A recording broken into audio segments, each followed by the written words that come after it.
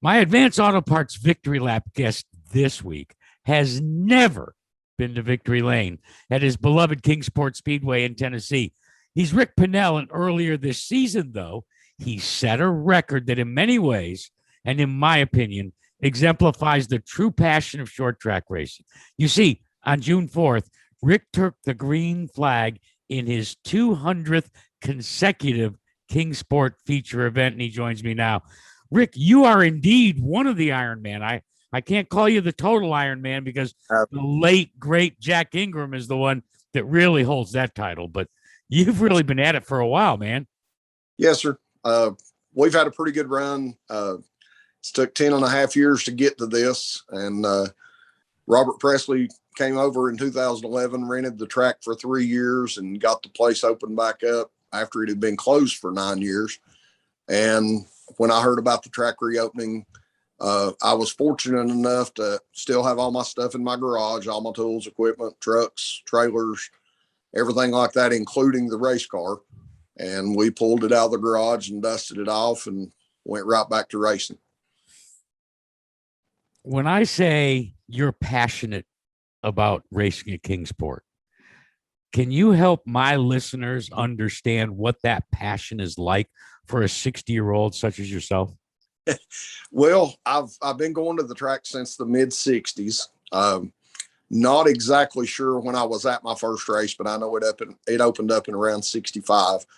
And my dad especially was a big race fan.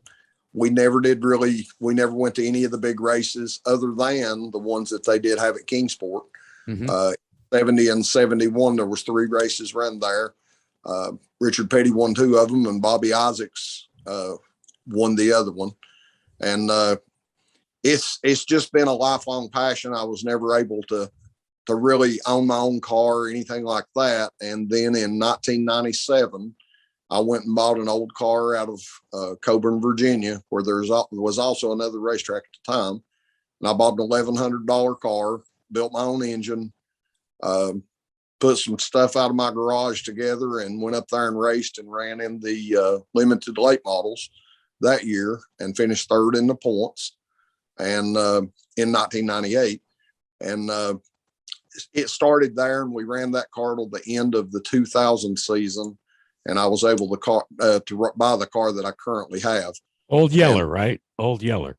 Old Yeller. And it's a good one. It was in 198 of those 200 starts. There was a couple of times that I had engine problems that I couldn't get corrected on one of them. And then we broke at the racetrack one night, and one of the other competitors loaned me a car to keep my record going. You know, that's an aspect that, unless you attend weekly short track racing, you may not be able to appreciate that does go on inside the pit area. You may beat and bang and root and gouge out on the racetrack, but when a fellow competitor needs help, they're there to assist you. And that's a great story in order to keep that 200 consecutive runs going. Yeah. There was the other guy that helped me with the other start that I couldn't make. He had bought a car and decided he didn't want to race, and it was a pretty decent car. So he just always brought it to the track. And if somebody needed it to get a start or to keep their points going or whatever, he would let them start and park it or whatever, just to get the start. And the night I told him, I said, I need the points and I need the start. I need to race. I don't want to start and park. And he said, well, just stay out there and let's see how things goes. And we ran about 10 laps, I think. And after we done that, I pulled in and I said, what do you think? And he said, let's wait a few. And we waited, and there was a caution come out, and it took out 4 or 5 of the cars. And he said, well, go back out now and make enough laps to pass them. And so I picked up points and points and points. You know, every time I passed one of them, I got more points for my season total. So that worked out. But it's a huge family thing. I've got friends that I've known since the old dirt days. Kingsport has transformed 3 different times. It was dirt originally, and then in 69 or 70, it was paved. It was a very high banked oval, really fast. And then somewhere in the 80s, it went back to dirt. The track was ran by different promoters and stuff. I actually, in 1993, I took the leap and decided I wanted to try to be a track promoter. How'd that work out? Well, not too good. It was a very expensive learning lesson. Yep. But I found out that those drivers do have the love and the passion, and they will be there to support you if they think you're supporting them. And right now, short track racing's took a big hit. If it's not a big money race or something like that, it just seems like they don't want to come out. And I said in an interview I done a few weeks ago that the racetrack don't need 20 fast cars. It just needs 20 cars. Mm-hmm. Some of the best racing that I've ever done with anybody was for 13th place. I've had more fun doing that. There are people that, since I have raced with them, I've kind of stayed at the same level of competitiveness and all that stuff, through my career, just because I just simply don't have the budget, but I do love it. And I want to try to stay out there to help support the track. But some of those guys have went on to bigger and better things around the racetrack and gotten faster. And I had a guy that he actually won a feature at Kingsport a couple of 3 weeks ago. And he come back over and told me right before that, within a week or two before he won that race. And he said, this is almost not fun anymore. And he said, some of the most fun I ever had was when me and you used to go out there and swap spots 15 times in a 60 lap race. And that was actually more fun than me racing and trying to race for a top 5 or a top 3 or even a win. And again, like I say, he was fortunate enough to get a win the other day, his first of his career after about 10 years. And it's an exciting thing. I know I'm probably never going to win a race, not in my own equipment anyway. I've always said I think I have the ability to go just as fast as anybody, but I don't know how I would handle it in the top 3. If I got up there and I can handle the rubbing, I can handle the racing, that's all well and good. But I don't know if I would be able to handle the pressure. I like what you said, Rick. It is the racing back in 13th, back in 18th. It is probably more intense because of the fact that it's a purer form of racing. You may not have the best tires. You may not have the latest front clip. You may not have all those things that, as the late, great Banjo Matthews always said, money buys speed, just how fast do you want to go?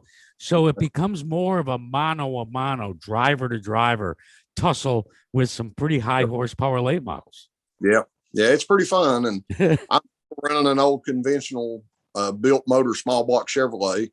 NASCAR has kind of pushed those to the side. They want everybody to go to the upgrade motor, go to a Harrington, go to a Ford crate. And I mean, it's not even in my budget to do the upgrade. But now when we come off the corner, those guys with that X amount of dollars in a Harrington, they have to pass me going into the corner or in the middle of the corner, because there's very few of them that can drive around me on the straightaway. And I just have an old stock, or not a stock, but a 355 small block Chevrolet with, good bow tie heads. And I'm still running a 502 barrel, which I could run a 394 barrel, but I just do what I do. And I've ran some of the fastest laps this year that I've ever ran in my life. Yeah, and just really good. Your story is just, it's so amazing. And yet it is so typical, Rick, of what I think is the backbone to the NASCAR Advanced Auto Parts Weekly Racing Series. There's a certain significance to the number 33. Tell my listeners in Wind Tunnel about that. Just back years ago when I got started watching NASCAR Cup racing, it was back in the old Winston Cup days, and Harry Gant was always my favorite. I always pulled for Harry Gant, and he had a big history at Kingsport as well. Yes, he did. Yeah. There and a bunch of races at Kingsport. And I've been to his steakhouse. I've been over there in Taylorsville and visited around that area. And, it was just a cool deal. And there was no doubt when I bought my first car what number it was going to be. I think the second or third year I raced, I was still running the old car in the limited division, but I talked to the track and I said, well, I'd like to run the late model races too. So they said, okay, no problem. So that'll help us with our car count. As long as you've got your license, no problem. So I was running 3 races a night, and you could buy 4 tires at the time. And there was 2 teams that was feeding me tires, all their old tires that they took off that had 75 or 100 laps on them. I was getting all those. I was getting all their air filters. I was getting all their spark plugs, and I was servicing my car and keeping my car up basically on what they were just going to push off and put in the trash. And I kept it going. And that was the first year that I realized that you don't have to buy tires every week for me to run the speeds that I could run. I'm always 2, 3, 4 tenths slower. During the race, I'm usually out qualified by about 3/4 of a second, if not more. But occasionally I'll step up and pull off a good lap. And the furthest up I ever started in a true late model race, I started 5th in one that was actually my qualifying position. And I was on 4 tires that probably had 200 laps on them. Amazing. He else was on 4 new tires. And I borrowed a carburetor right before the race off of another competitor. And he ended up sitting on the pole, and I started 5th. And I was about 1.5 off of what he run on 200 lap tires. But I just do it because I love it. It is a low budget deal for me. I couldn't tell you the last time. It's probably been 35 to 40 races since I freshened my engine up, but I did put a different set of heads on it at the end of the year last year. And that really helped it a lot. Well, listen, now through the wind tunnel, America knows about Old Yeller, the 33, and the new Ironman 2.0. Rick, I appreciate your visiting with us. Continued success. Look, I hesitate to ask you this, but when are you going to hang it up? A lot of people have asked me around the racetrack. I mean, I'm certainly going to try to run out through the end of this year for sure. As long as I don't crash out hard, tear the car up really bad. It is a 25 to 26-year-old race car. By the way, you realize that in some states you can get antique plates for a 25-year-old car. Exactly. So yeah. As long as I don't have, like a catastrophic engine failure or something like that, to where it just gets beyond the value of it for me to do. I do have a few sponsors that help me a little bit. And part of that commitment is, I've always told them, I said, I will be on the track every lap that I can be. Wow. And I had a guy that would give me $50 every time I got a top 10. The first year he only had to pay me 3 times. The second year he had to pay me 11 times. And I said, wow. Well, a little better, and I'm getting a little better tires. I'm doing a little this, a little that. And I'm spending money to make it get up there. And he's like, man, I don't know if I can keep affording to paying to, I can't do that. And I said, man, you can afford it. Trust me.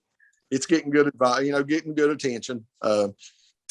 When I had the track, we talked about, and I've talked about it with the promoters now, Karen over there, Karen Pannell, and the Stiltners, they own the racetrack. And we talked about it, and I said, it's all about putting people in the grandstands. The year I had the racetrack, at the end of the year, we figured up each night how many cars we had. We totaled that up. And if each car had to put 2 to 3 people in the grandstands, I would have broke even. Every driver down there, I know they want their fans to come, but they need to be bringing new fans in. No question. We have a thing tomorrow night. We are meeting with a Girl Scout troop that's got 8 people in, 8 kids in it, 8 little girls, and they're going to come up and meet me at the racetrack, and they're going to get to watch practice, and they're going to get to sit in the car and get pictures taken. And I've got the track to give them some free passes.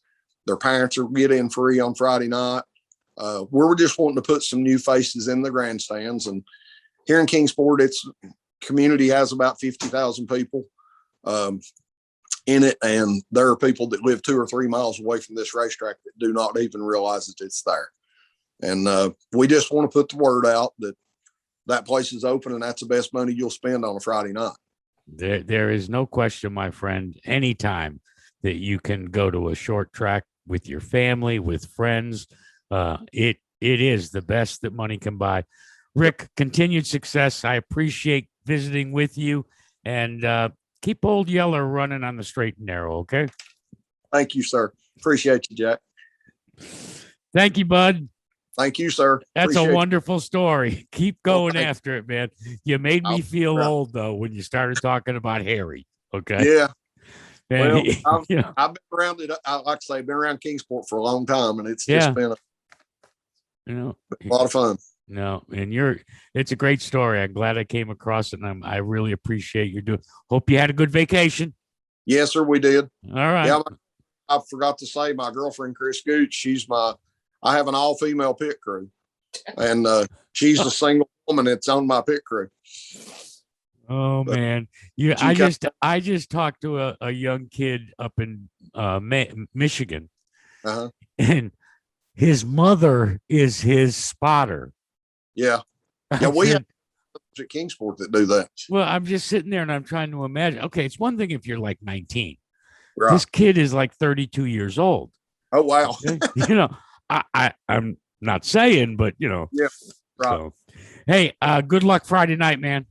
Thank you, sir. All right. Appreciate you. Talk to you soon. Bye. Thank you much. Goodbye.